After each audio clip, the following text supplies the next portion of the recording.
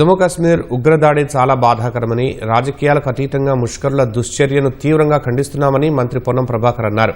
సిద్దిపేట జిల్లా కోహెడలో సన్నబియ్యం లబ్ధిదారుడు ఇంట్లో అధికారులతో కలిసి మంత్రి భోజనం చేశారు. రాష్ట్ర ప్రభుత్వం ప్రతిష్టాత్మకంగా ప్రతి పౌరుడు సన్నబియ్యం తినాలని ఈ కార్యక్రమానికి శ్రీకారం చుట్టిందన్నారు. సన్నబియ్యం కార్యక్రమం చారిత్రాత్మక నిర్ణయమని, దేశంలో తెలంగాణలో మాత్రమే ఈ కార్యక్రమం జరుగుతుందన్నారు.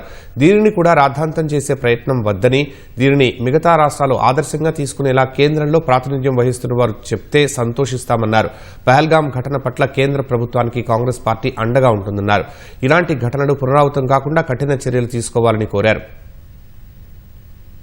కొంత పెద్దలకు మాత్రమే పరిమితమైన సన్న బియ్యాన్ని తెలంగాణ ప్రతి పౌరుడు తినాలనే ఆలోచనతోటి సన్న బియ్యం పంపిణీ కార్యక్రమాన్ని ఉగాది పర్వదినాన ప్రారంభించినాం. ప్రభుత్వంతో కొన్ని మాట్లాడి కొన్ని ఇంకా ఇందిరమ్మ ఇండ్లు తీసుకురావడానికి ప్రయత్నం చేస్తాం. తెలంగాణలో మాత్రమే జరుగుతూ ఉంది. దీన్ని కూడా రాద్ధాంతం చేసే ప్రయత్నం వద్దు. మిగతా రాష్ట్రాలు ఆదర్శంగా తీసుకునే విధంగా కేంద్రానికి ప్రాతినిధ్యం వహిస్తున్నటువంటి వాళ్ళు చెప్తే సంతోషపడతాం తప్ప ఇది నాది ఏది కాదు. ఇది ఎవరు హక్కుదారులు ఎవరు వాటాదారులు సందర్భమే కాదు. జమ్మూ కాశ్మీర్ లో నిన్న జరిగిన సంఘటన అందరికీ దుఃఖభరితమైనటువంటిది. ఇటువంటి సంఘటనల పట్ల ప్రభుత్వం రాజకీయాలకు అతీతంగా కఠినంగా వ్యవహరించాల్సిందే. కేంద్ర ప్రభుత్వానికి ఈ అంశంలో పూర్తిగా అండగా ఉంటుంది కాంగ్రెస్ పార్టీ. ఎందుకంటే ఈ రోజు ఇటువంటి సంఘటనలు పునరావృతం కాకుండా కఠినంగా వ్యవహరించాలని కేంద్ర ప్రభుత్వాన్ని కోరుతాను.